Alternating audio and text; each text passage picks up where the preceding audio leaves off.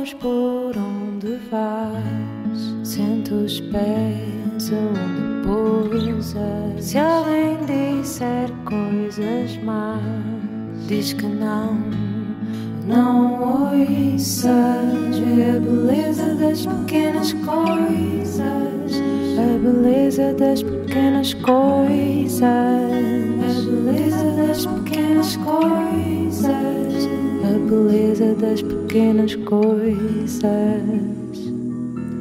Uma conversa com Bernardo Mendonça.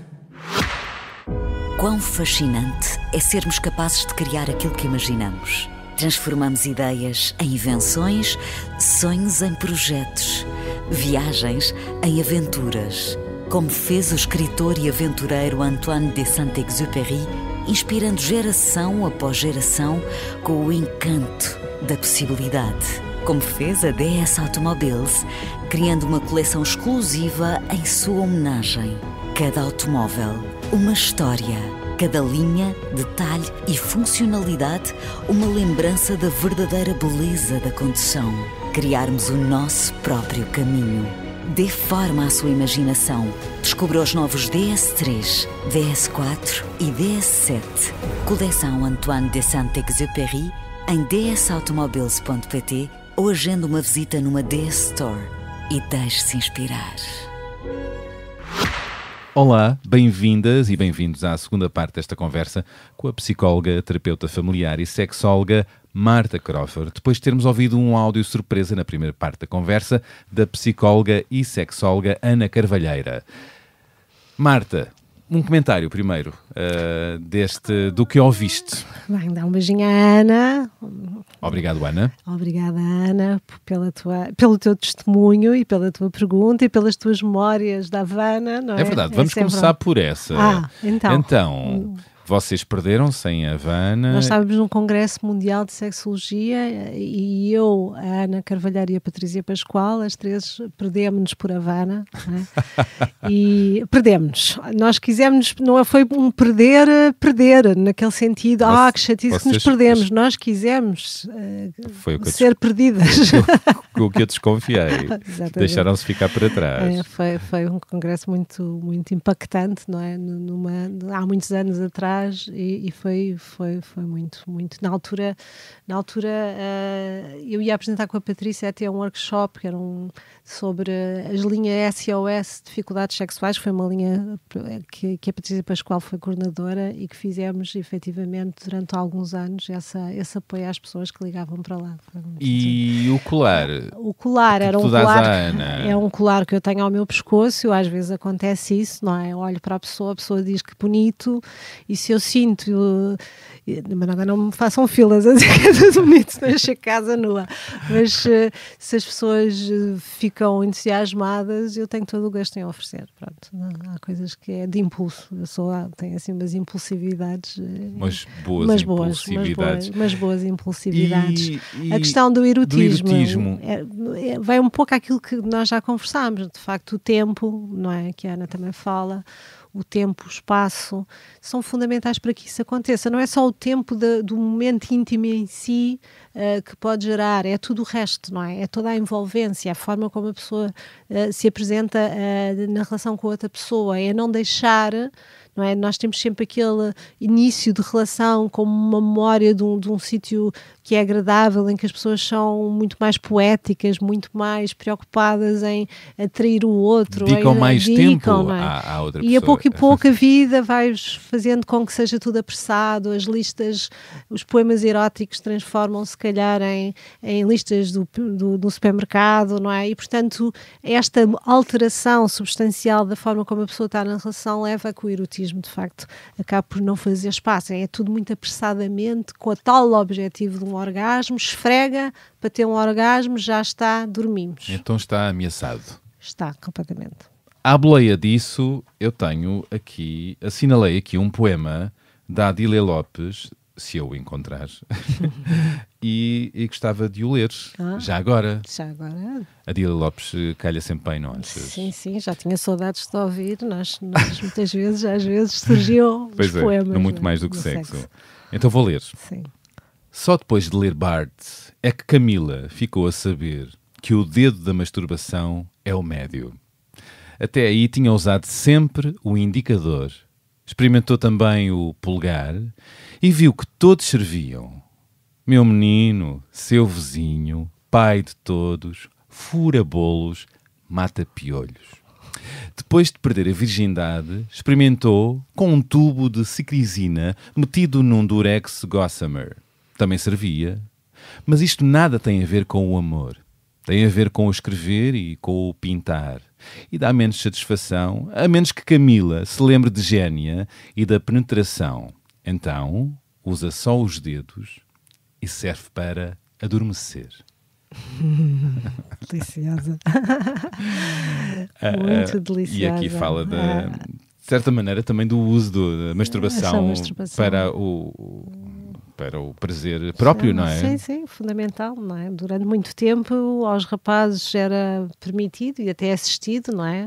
Medicamente assistido a masturbação, eu digo isto muitas vezes, não é? O pediatra ensina aos pais a puxarem o prepúcio para trás, não é? Para não haver colamento, e há aí uma grande descoberta sobre, não é? Nesse momento em que aquele pequeno pênis fica ereto, em que a criança percebe que aquilo de facto é um brinquedo extraordinário. Às mulheres, às meninas diz: não mexe aí, cheira mal, não toques, não é bonito, não é? Ensina-se exatamente o contrário. Que não é de uma menina boa e portanto muitas vezes há esta dificuldade em tocar nos genitais, de observar, e é preciso observar mais, é preciso dobrar muito o corpo. O espelho. O espelho é fundamental para uma e mulher. Muitas vezes há essa rejeição e às vezes só acontece o espelho, muito no caso apontar para os genitais, para a vulva. Sim.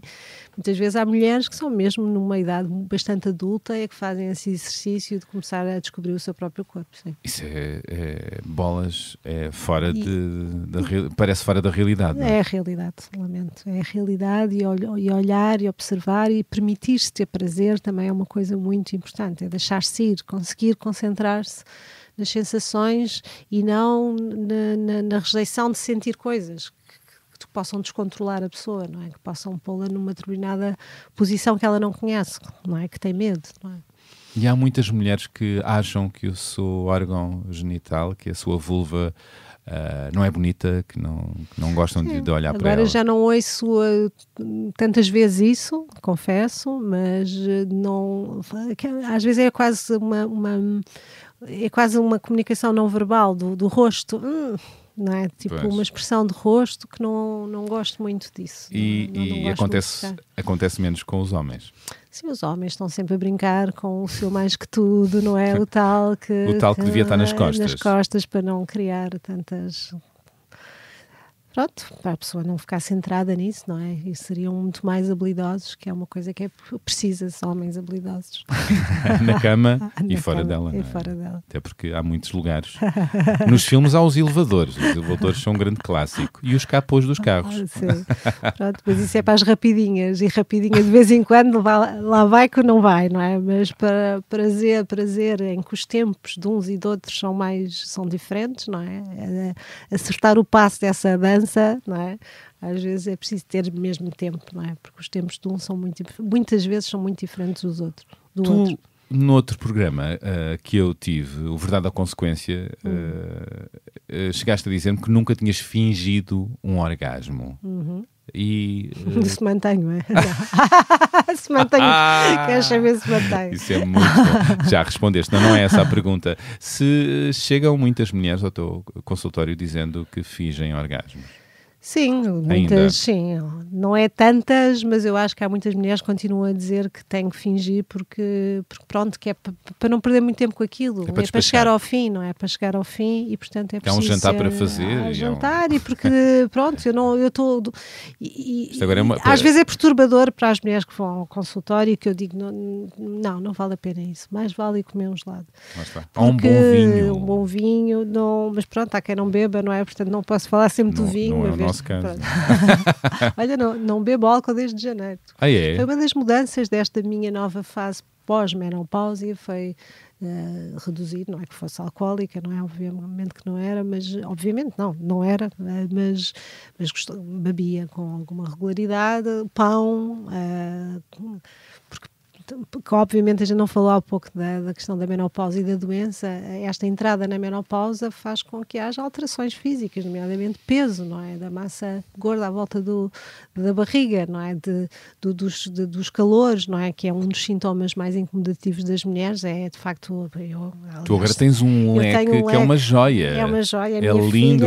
Olha, abana lá o leque frente ao microfone. No dia dos meus anos, vou bater aqui para só a Bárbara. Sim. Ofereceu-me este leque e agora faz parte sempre, ando sempre com isto ao pescoço, no consultório, não sei o quê, porque para além de ser muito bonito, é muito útil. Um abraço à Bárbara e ao João.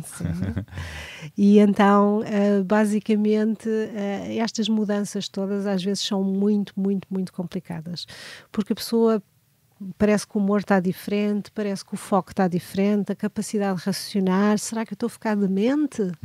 Eu não consigo lembrar-me dos nomes, eu quero dizer aquela coisa e não consigo, não é?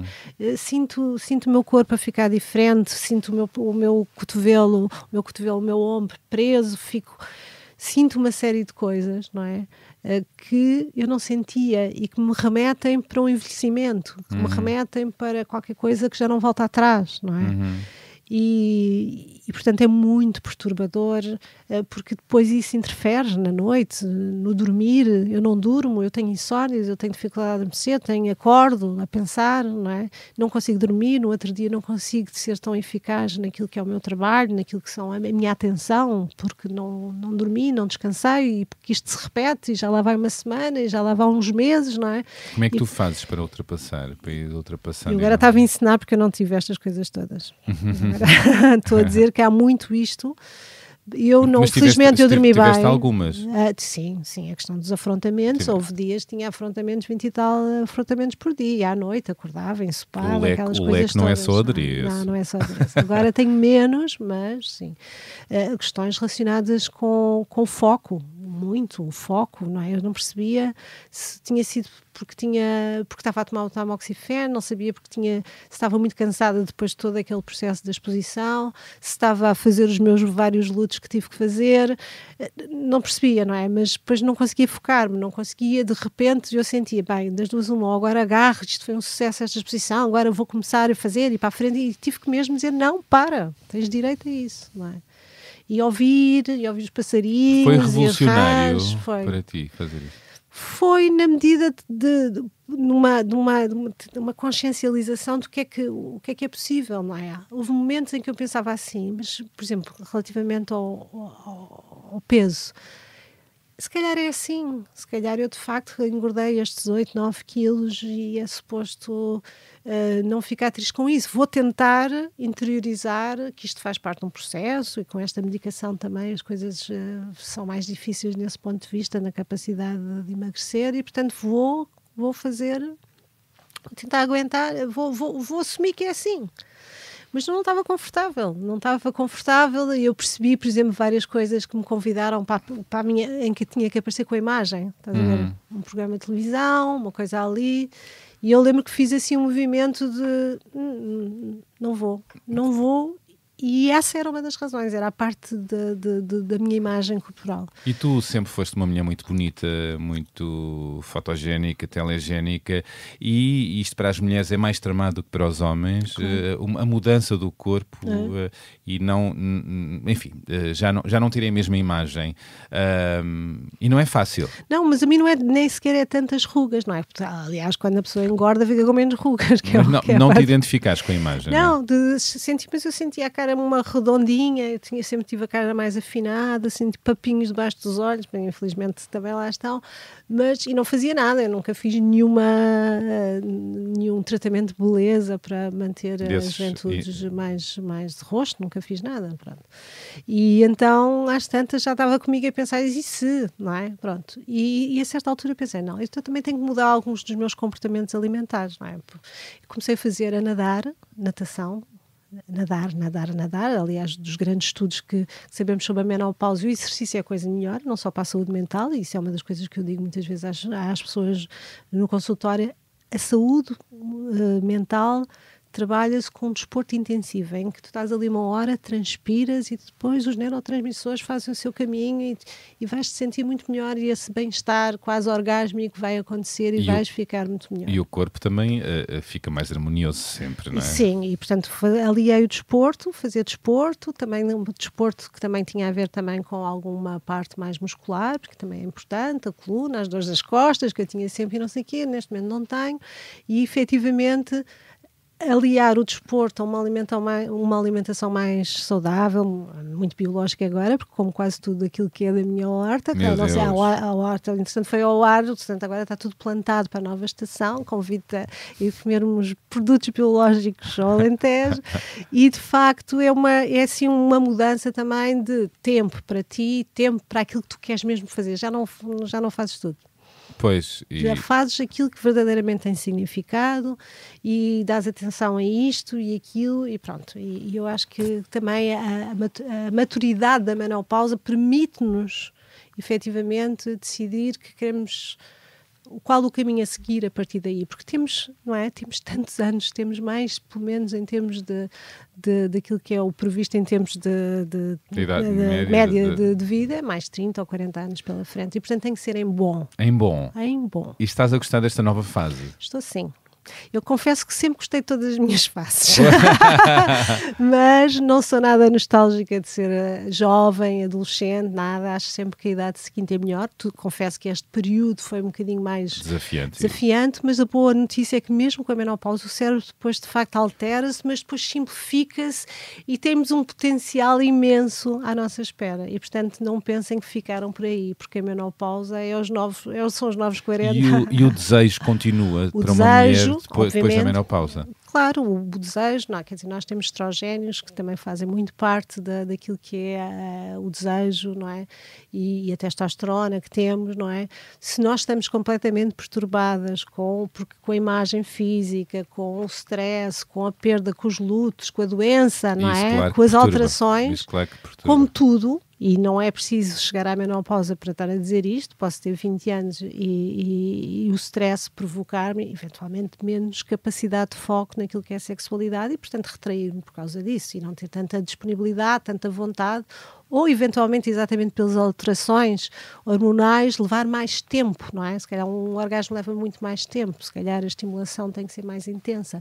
O que significa que é uma oportunidade até para descobrir quase sendo a causa a menopausa, mas descobrir uma nova forma de estar na sexualidade com o outro, não é? De uma forma muito mais com o tempo, não é? E olhar para a sexualidade que não tem a ver só com a penetração, mas isso eu também já cultivava, não é? Pronto, tem a ver com esta coisa do tempo, da descoberta, da festa, da carícia, do bem-estar, dessa conexão, efetivamente, para que cada momento seja um momento, de facto, muito gratificante e não seja só um espirro. E é uma aprendizagem, mais uma vez, que estás a ver para muitos casais mais maduros. Sim, sim. E eu vejo que os casais que estão ali muito presos a uma ideia antiga do que é a sua intimidade, quando procuram ajuda e não atualizam as suas narrativas. É tão interessante, é tão bonito isso, é muito, muito, muito, muito. E muitas vezes as pessoas quando se separam também com novas relações já destituídas daquele ritmo, daqueles valores, daquela anterior conjugalidade, reinventam-se e a pessoa tem um prazer imenso que nunca teve, eventualmente, não é? Mas é possível na mesma relação, não é preciso haver separação para reinventar a sexualidade e ter até um prazer que até ali a pessoa não estava disponível até para ter os filhos, isto, aquilo, trabalho, tal. Pois há a libertação. A libertação é muito, muito interessante e muito bonita, não é? E aquilo que eu ouço, não é? As pessoas dizem coisas maravilhosas, não é? E portanto é assim a fonte de... ficas sempre... Pronto, alimentada também por este feedback de uma consulta em que as pessoas te verbalizam esse ganho, não é? Essa vitória, não é? Eu agora tenho mais um áudio para ti e depois quero a tua resposta.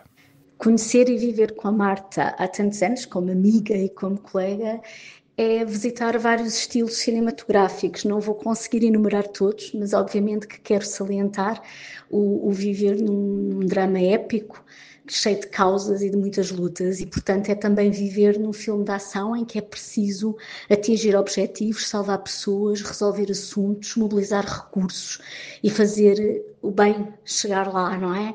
Eu acho que isto foi muito visível no grande objetivo que foi conseguir o Dia Nacional da Saúde Sexual em Portugal, o primeiro do mundo, com o teu apoio, Bernardo, e também o do Paulo Corte Real e o papel valiosíssimo da Isabel Moreira, e que foi o culminar de um trabalho hercúleo da Marta. Mas é também viver numa comédia. A Marta tem um sentido de humor incrível, muitas vezes subtil, que às vezes se nota um bocadinho no sorriso dela, faz assim um sorriso maroto, e nós sabemos e percebemos que há ali uma piada latente. Ela às vezes nem precisa dizer, outras vezes é mesmo gargalhada sonora e boa.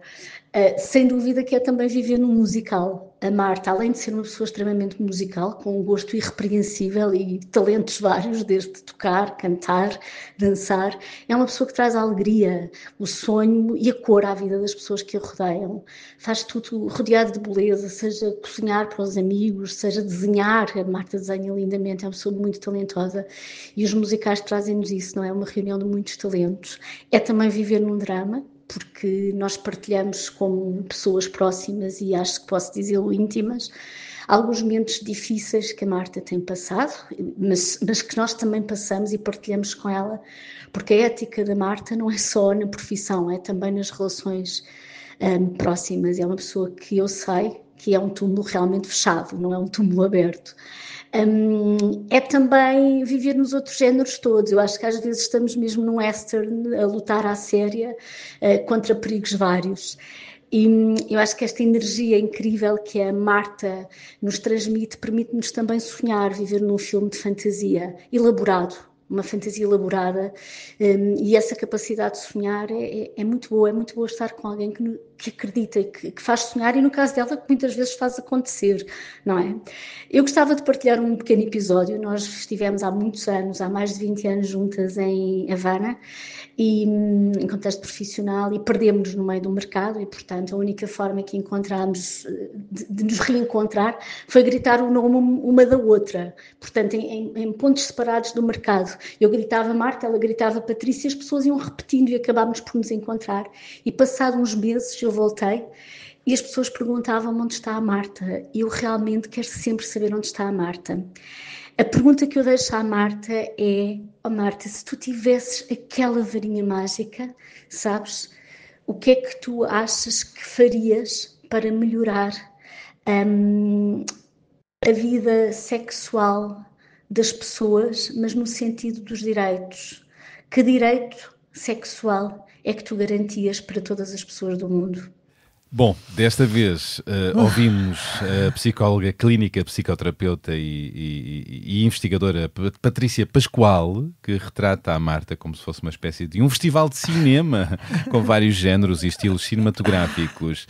E, bom, fomos parar outra vez à Havana, porque, como disseste há pouco, estiveram as três em Havana. Isto não foi combinado, mas calhou de eu me ocorrer pedir estes áudios à Ana Carvalheira e à Patrícia Pascoal, e na verdade ambas relataram esse episódio como um episódio marcante, essa viagem. Neste caso, a Patrícia fala de outro momento em que vocês começam a gritar pelo nome uma da outra, também perdidas no mercado em Havana. Eu adoro que as memórias delas tenham muito mais capacidade de memória do que eu. Claro que me recordo disto, mas se ela não tivesse dito, eu já não me lembrava. A Patrícia é sempre muito generosa com as suas palavras quando fala de mim. Obrigado, Patrícia. E eu fico sempre grata com esse carinho e essa forma dela se expressar relativamente a mim. E devolvo a ela as mesmas palavras, não é? Porque de facto ela também é um festival de cinema feito de muitos géneros, não é? De muitos géneros, e portanto as coisas têm-se mantido, não é?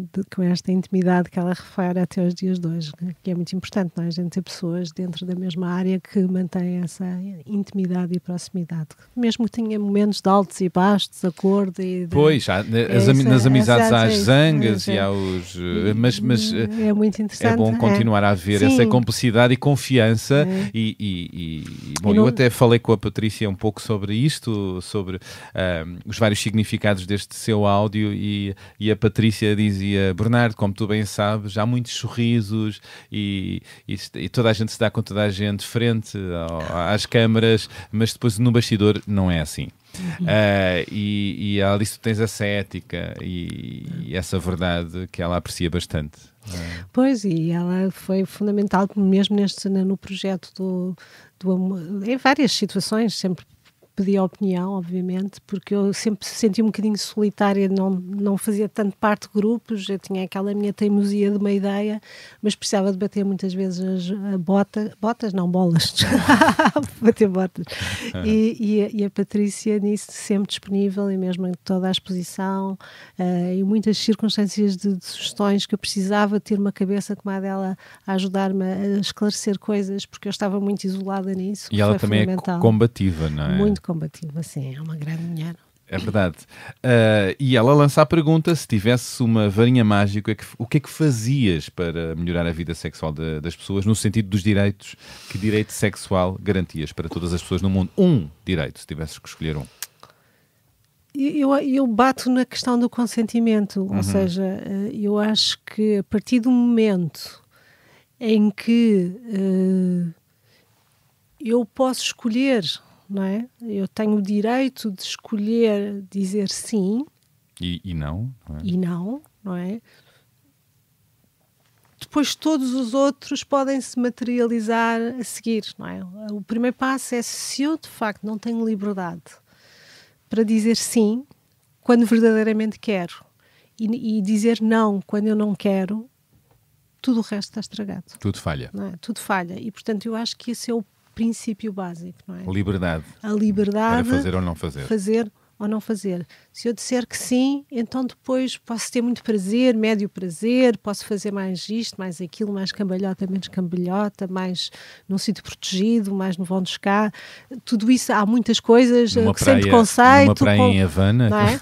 E a questão, pronto, mas obviamente, e isto é para todas as pessoas, com toda a diversidade. Nós, não é? A diversidade tem que estar ao lado da liberdade, não é? E esta possibilidade de todos e todas podermos efetivamente dizer sim, se for esse o nosso caminho, a nossa vontade, e dizer não, se for essa a nossa vontade. Vamos dar música à nossa conversa. Vamos. Que músicas é que nos trouxeste hoje e que podemos ouvir? O Lamento de Dido, de Purcell, eu já, quer dizer, lá no meu passado também cantei no coro Regina Celli de Lisboa. O que é que tu não fizeste, Marta? Não fiz muito, mas vendi no metro. Vendeste no metro o quê? Vendeste o quê? Vendi pulseiras, a minha arte, claro, a tua arte. Há pulseiras e colares feitos por mim na altura da Antónia Arroio. Vendi panquecas na praia, em Sesimbra, ainda mais cedo. Meu Deus! Sim, fiz algumas coisas assim. Eu ainda sei o lugar onde vendi as minhas panquecas. Tipo as estacas. E então, este tema do Purcell... O Purcell é lindo morrer. É assim, não há explicação. Eu acho que o Henry Purcell, é música barroca, Didinei, eu também já cantei esta peça na igreja de São Roque, há 500 mil anos atrás. É lindo morrer. Eu acho que aconselho toda a gente a ouvir isto. Eu ouço em qualquer ocasião, para chorar, para sorrir, a nadar, enfim. A namorar, tudo.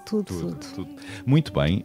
E também tens o outro tema, o Todo o Homem, do Caetano Veloso, gravado em parceria com os filhos, Moreno, Zeca e Tom. Sim, adoro este tema também. Todo o homem, com H, grande, precisa de uma mãe. É assim, e a música é de uma beleza assim, daquelas que a pessoa é quase um grito quase que não é canção, que é ruído, é uma coisa extraordinária. E é engraçado porque eu, por exemplo, muitas vezes a cantar aos meus filhos eu fazia barulhos, às tantas eles diziam assim, já chega, vai. Eu já não sabia a letra, tá, então fazia e eu estava muito entretida a fazer os meus e ele já chega.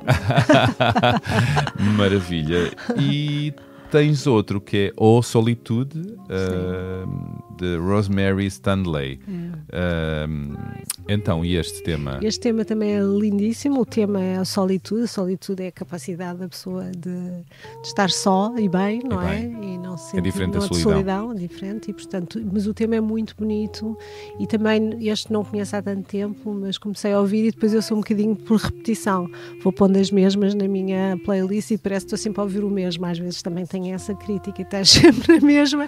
Eu tenho uma playlist que está a funcionar, tem músicas dançáveis, músicas mais alegres e tem muita música clássica.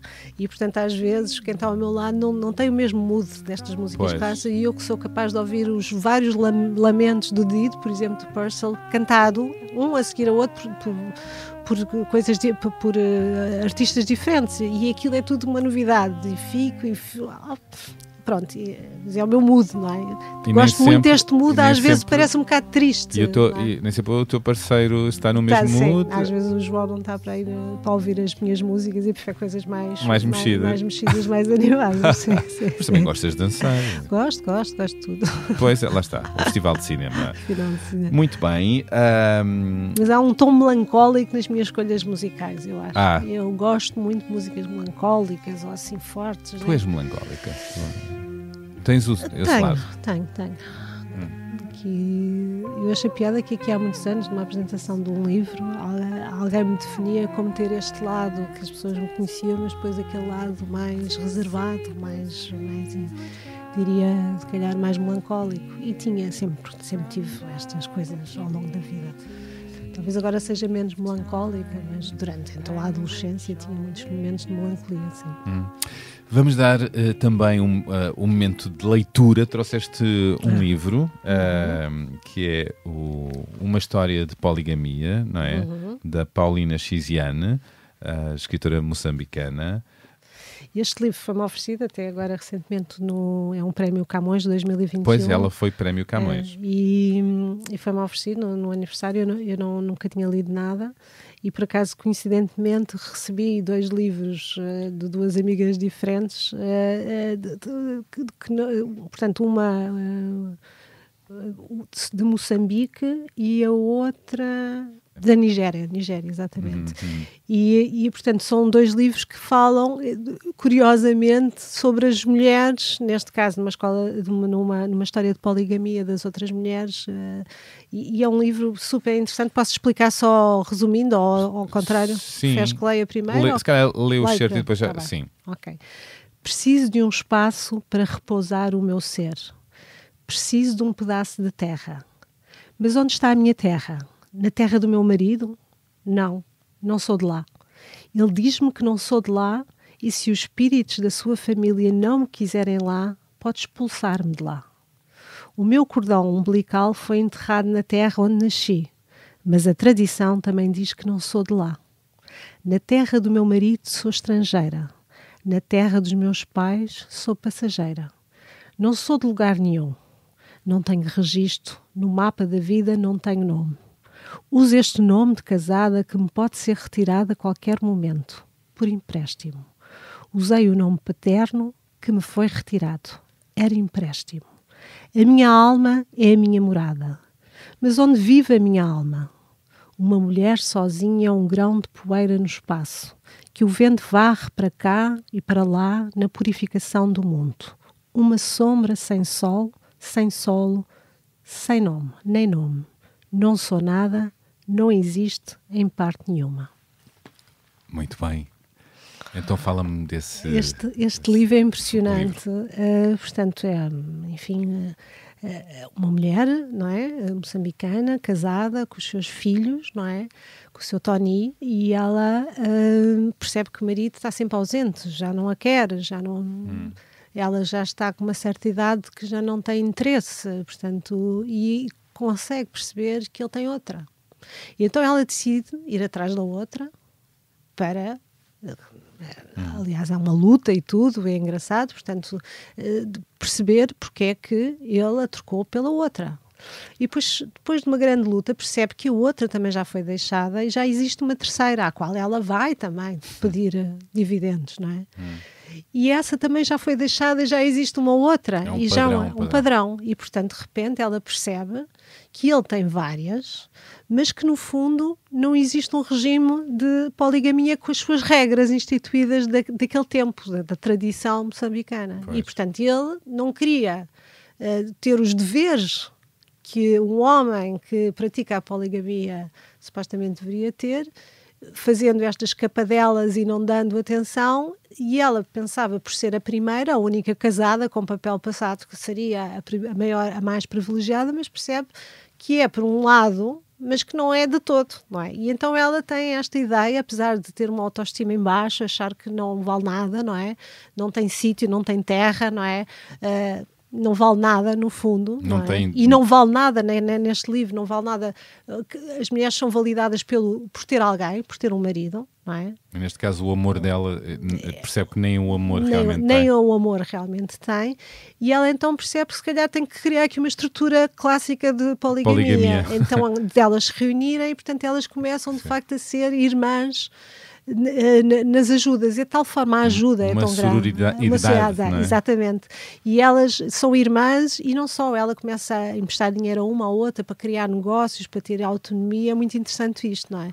E o papel depois deste parceiro, que no fundo não queria ser o homem no poligâmico com essas características, e depois foge, e depois o que representava nestas mulheres quando um marido morre e tal. Portanto, a história é muito interessante. Fica a sugestão da Paulina Chiziane, Prémio Camões. Queria que me falasses muito rapidamente desta tua dedicação a esta causa, o resgate das mulheres do Afeganistão, das mãos dos talibãs. A tua missão e este teu olhar é de 2021, não é? A partir daí, tem havido uma tentativa, não é, de criação de uma rede de ajuda voluntária, porque estas mulheres, desde aí, bom, a história é para trás também, mas desde aí estão sujeitas a regras inimagináveis de não poderem estar em espaço público, de falar em espaço público. Agora vi uma notícia recente de que nem podem recitar o Alcorão em voz alta na presença de outras mulheres. Portanto, é um terrorismo que vivem, não é? E quem se levantar para dizer algo pode ser morta, não é? Sim, sim. Na altura, quando os talibãs tomaram o poder, em 2021, no verão de 2021, aquilo angustiou-me de uma forma que eu não sei explicar, porque existem imensos dramas, não é? Guerras e situações, mais de 60, não é? Mais de 60 em todo o mundo, situações de conflito, e, portanto, em todas as situações de conflito há falta os direitos sexuais e humanos são completamente postos em causa. Neste caso era mesmo um atentado de género, ou seja, era contra as mulheres. Especificamente com o facto das mulheres, tirar o poder às mulheres, qualquer tipo de poderes, não é? E esta coisa de lhes tirar a voz, de não poderem dizer em voz alta, não serem ouvidas, é tirar tudo, tirar toda a humanidade. Não poderem estudar, não poderem nada. A organização não governamental Human Rights Watch defendeu em 2024 que os talibãs criaram a mais grave crise de direitos das mulheres do mundo, desde que assumiram o poder no Afeganistão a 15 de agosto de 2021. Exatamente. O que é que tens feito? Nessa altura estava verdadeiramente nesta perturbação que eu fico, tipo, eu tenho que fazer qualquer coisa, e houve várias mensagens que eu comecei a mandar a dizer, mas o que é que se pode fazer? Eu acompanhei-te nessa altura, sim. O que é que se pode fazer? O que é que se pode fazer? E depois, a certa altura, eu sou convidada para uma outra coisa que não tinha nada a ver com isto, mas havia nessa revista uma entrevista de uma mulher brasileira que entrevistava uma afegã que ela tinha salvo e que tinha levado para a Polónia. E eu entro em contacto então com ela e pergunto-lhe, mas como é que é possível? E ela disse, olha, eu também não sei, eu comecei a mandar falar com esta pessoa, se conhecia a outra, temos que salvar, temos que salvar, redes sociais. E eu desenrasca-te, e eu de repente começo a receber dossiês, porque normalmente era, acho, uma carta de uma mulher afegã, contar o perigo em que estava, com fotografias, muitas vezes de morte, e depois de toda a documentação das suas credenciais, de estudo ou de profissão e não sei o quê.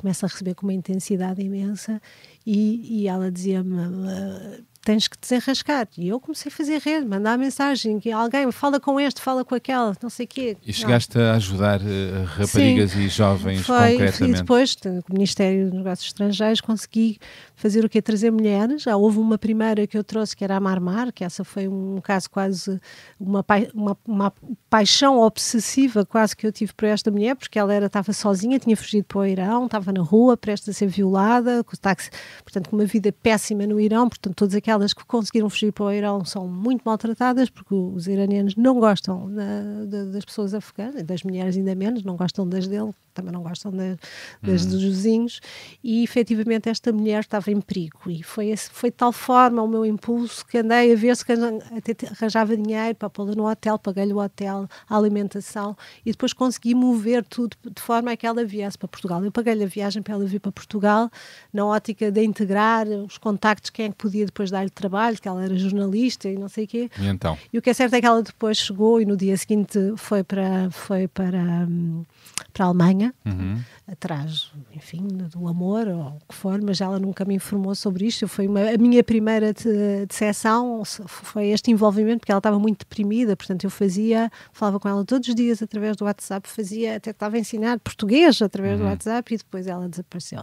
Foi muito inquietante, ela depois mais tarde pede-me desculpa, mas foi assim mesmo uma espécie de um sentimento de traição, não é? Porque eu teria feito exatamente o mesmo se ela me tivesse dito que queria ir para a Alemanha.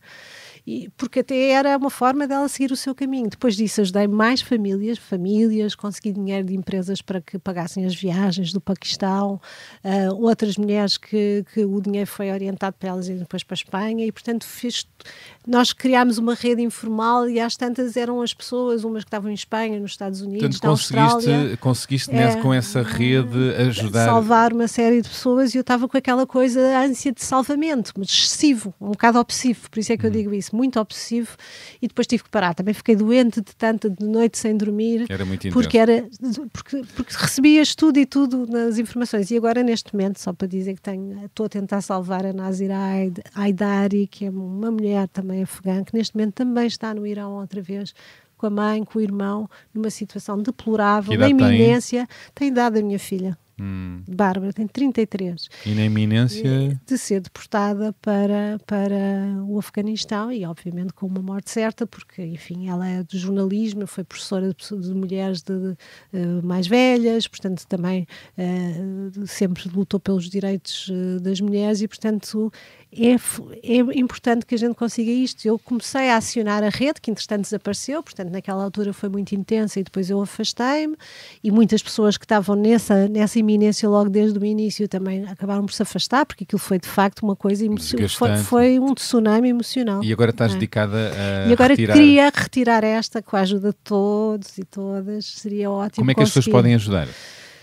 Bem, eu neste momento estou a tentar contactar a AIMA para que receba o processo e que possa avaliar. A AIMA está neste momento... Está como está. Eu preciso, não é? preciso perceber exatamente, mas uma coisa são as pessoas que estão cá imigradas, outra coisa são refugiados a fugir de um ambiente de tortura, e portanto tem que haver um tratamento distinto. Claro, mas aquilo está ao caos. Eu sei. Mas sim. Mas o tratamento das pessoas refugiadas por questões de guerra, como os ucranianos, claro, em risco de vida, é um outro tratamento que não é o da habitual imigração. Portanto, esta mulher, esta família precisa de ajuda, e eu preciso que seja visto o processo dela, que seja confirmado pelo governo a possibilidade de a trazer para Portugal, e mesmo que não fique em Portugal, e que ela queira ir também para a Alemanha por outras razões, que seja possível fazer alguma coisa. Portanto, help me. Ok, fica a mensagem. E sugestões culturais, rapidamente, 2 ou 3, estamos a chegar ao final, perto do fim. O que é que trouxeste de sugestões culturais? Olha, podemos começar pela exposição da Adriana Varjão e da Paula Rego no CAM, na Gulbenkian. É imperdível, muito boa. Este diálogo entre as duas artistas é extraordinário. É verdade.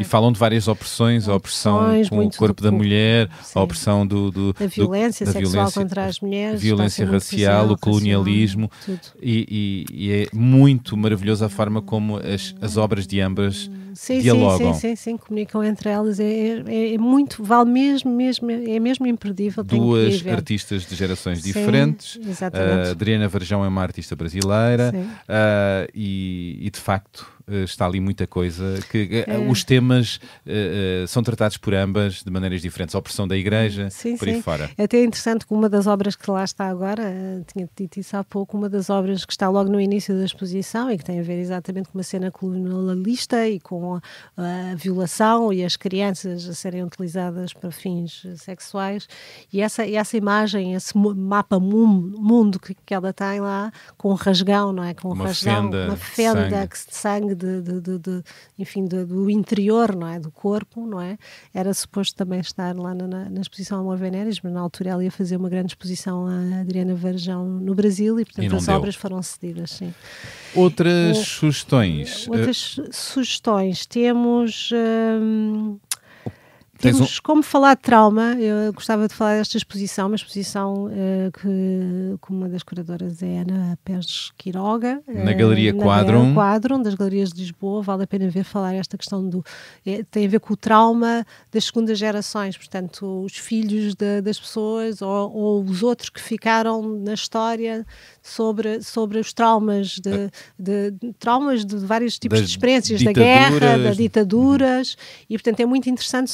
É uma dupla, portanto isto começou com uma residência ibérica, portanto com artistas portuguesas e espanholas, e cada uma com a sua dimensão da história que trazes para ali. É muito interessante, vale a pena fazê-lo com visita orientada para se perceber a carga daquelas... Vou querer ir. Tens um podcast, não é? Lições Naturais. Lições Naturais, da Luísa Ferreira Nunes, sobre a biomimética, assim se diz, portanto é a aprendizagem a partir daquilo que os animais fazem, não é? Da forma como os animais encontram as suas soluções de sobrevivência, ou como é que isso depois pode se transformar para a ciência dos humanos, e porque de facto os animais encontram uma série de soluções que são muito, muito interessantes por comparação às vezes até com as soluções humanas. As lições que a natureza nos pode ensinar, não é? Sim, e ela é brilhante. E tens também a sugestão de uma exposição, a 15ª edição do Prémio Novos Artistas Fundação EDP, que tem propostas de vários jovens artistas: Alice dos Reis, Evi Jokova, Francisco Trepa, Inês Brites, Maja Escher e Sara Shang Yan. Sim. Perdão se os nomes estão mal ditos. Sim, nomeadamente a primeira que tu disse, Alice dos Reis, tem um vídeo extraordinário que fala sobre as freiras e a ida para o Vaticano e a descoberta do mundo astral, e no fundo dela ir à procura da luz, mas ao mesmo tempo estar encerrada nas suas... naquele trabalho quase estatístico, não é? Eu ainda não fui ver esta exposição e vou querer. Já aproveito também de que o Arco vai estar aí para a semana. Pois também vou, claro. Arco Lisboa, claro. Lisboa está... 8ª edição. Desta vez esta edição contará com 82 galerias, 30 delas portuguesas e de outros 17 países diferentes. Sim, e ao mesmo tempo está a acontecer a Lisboa Design Week, que Meu Deus, não há tempo, não há tempo para tudo. Lisboa é muito difícil. Está frenética. Sim, dizer só também, para quem não viu, é uma coisa que é preciso mesmo ir ver, a primeira vez da Margarida Villanova. À primeira vista? À primeira vista, sim. E a Margarida Villanova faz um papelão, acho eu, da sua vida. Não acompanhei tudo o que ela fez. Peça de Suzy Miller, que está em turnê. Esteve muito tempo em Lisboa. Teve no Maria Matos, teve noutros sítios, acho eu, mas vale imensa pena, porque de facto é um morro no estômago. À primeira vista, protagonizado por Margarida Villanova. Aliás, tem feito muito sucesso esta peça pelo mundo, não é? E por cá também. Muito bem, estamos a chegar ao fim. Eu lanço sempre esta pergunta: a vida tem sido boa para ti? Acho que sim, acho que sou uma privilegiada, sinceramente acho, porque mesmo privilegiada porque tive a sorte de nascer em Portugal, tive na família que tive, não é? E mesmo havendo coisas de oposição familiar, acho que tive uma sorte absolutamente enorme, não é? A possibilidade de ver o mundo de várias formas, que foi proporcionado também pelo meu enquadramento familiar. E acho que tem sido com os filhos, com as minhas relações íntimas, afetivas, mesmo aquelas que acabaram, outras que começaram, como a relação que eu tenho neste momento com o João. Que já tem quanto tempo? Já tem, eu não sei, eu não sou muito de contas. Já tem uns anõezinhos, sim, não é? Sim, já tem uns anõezinhos. Pelo menos 10, 12, não sei. Pois. Mais, não sei. E, efetivamente, as coisas acho que têm sido...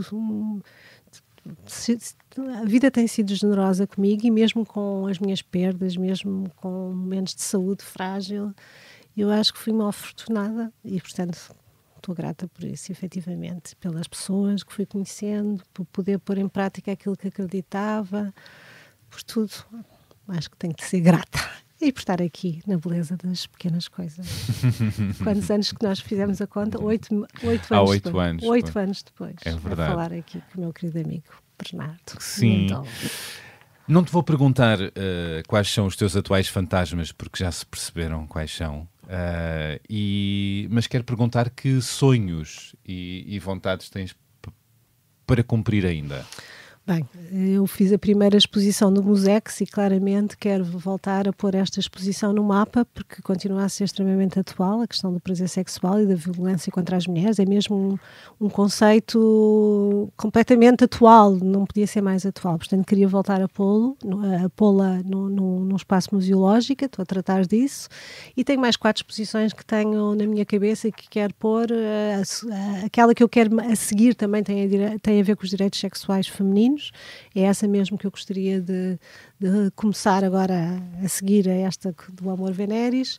E pronto, depois já tenho mais 2 e, portanto, queria implementar isto. Também vou estar a escrever um livro, em princípio, a 4 mãos. Em breve. Em breve. Enfim, portanto, haverá essa novidade. E depois não tenho pressa de estar a fazer muitas mais coisas, porque as coisas têm que ter tempo. E tenho o meu livro de receitas que estou a fazer. Estás a fazer um livro de monte. De receitas? Sim, vou pintando os alimentos e vou fazendo. E depois deixo, depois volto. E depois é quando me apetece, não é? Estou a fazer instalações. Lá pelo monte. Lá pelo monte. É o boom alternativo. Não é bem. E pronto, e depois é ter tempo para estar também com as outras pessoas e ver as coisas belas da vida e poder estar também sempre com alguma energia para apoiar, porque de facto a clínica é assim a minha coluna vertebral daquilo que é a minha vida, não é? É a coisa mais importante para mim, é fazer psicoterapia, e sinto que também preciso estar bem para poder ajudar outros a sair do sítio onde estão e encontrarem de facto a luz, o encontro, a satisfação. E das consultas presenciais e também e online e presencial, obviamente, sim. Como sabes, este podcast chama-se A Beleza das Pequenas Coisas. A que pequenas coisas do dia-a-dia atribuis agora interesse, beleza e tens gosto em dedicar tempo e atenção? Já disseste muita coisa e eventualmente... Tocar piano, a horta, tirar os tomates dos tomateiros, fazer sopa de tomate, ter o tempo de fazer as compotas que levam tempo, saborear, comer com calma e tranquilidade, rir, ouvir os outros, ouvir os pássaros, ouvir os sapos, que eu tenho imensos sapos a partir do fim da tarde. Não serão príncipes. Adoro rãs e sapos na charca que é que o sapo faz? Não sei. Não tem o nome, não é? Coachar. Bom, ouçamos os coachares. Obrigado, Marta. Obrigada, Bernardo. E então, gostou muito? Nada. A gente pronto. já gingámos muito por aí, já não é? Gingamos e temos por que aí, gingar mais. Temos que voltar a gingar. Eu diria. Sim. E terminou assim este episódio com a psicóloga, psicoterapeuta e sexóloga Marta Crawford e também amiga. Espero que tenham gostado e sim, façam-se ouvir, enviem críticas, sugestões, opiniões, partilhem o podcast com a malta boa que vos rodeia. Podem encontrar nas redes sociais. Gosto sempre de vos ler. Como sabem, o genérico deste podcast é da autoria da Márcia, feito com a colaboração de Tomara. As fotografias foram do Nuno Fox. Como sabem, também anda por aí um livro com o mesmo nome, A Beleza das Pequenas Coisas, com muitas conversas. A edição áudio é de João Ribeiro. E pronto, é tudo por agora. Volto para a semana com mais uma pessoa convidada. Até lá, tenham boas conversas com empatia. Marta, como é que te despedes das pessoas? Uma ideia, uma frase... Um suspiro, um coachar. pronto, despeço-me com amor e ouçam a vossa voz interior mais, estejam atentos à vossa voz interior, não se atropelem por aquilo que os outros querem, vejam o que vocês querem, que é esse o caminho mesmo que não seja uau, é o vosso caminho, e vão atrás. E vão atrás. Obrigado. Tá, obrigada.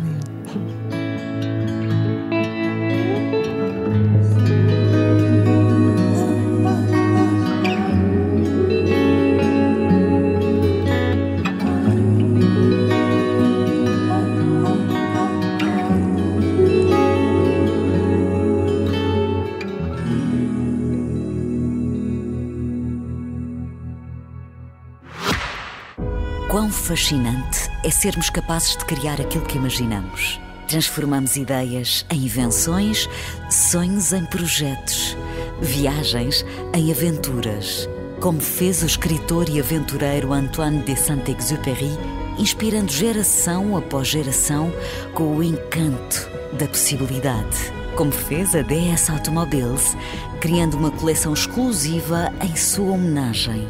Cada automóvel, uma história. Cada linha, detalhe e funcionalidade, uma lembrança da verdadeira beleza da condução. Criarmos o nosso próprio caminho. Dê forma à sua imaginação. Descubra os novos DS3, DS4 e DS7. Coleção Antoine de Saint-Exupéry em dsautomobiles.pt ou agende uma visita numa DS Store e deixe-se inspirar.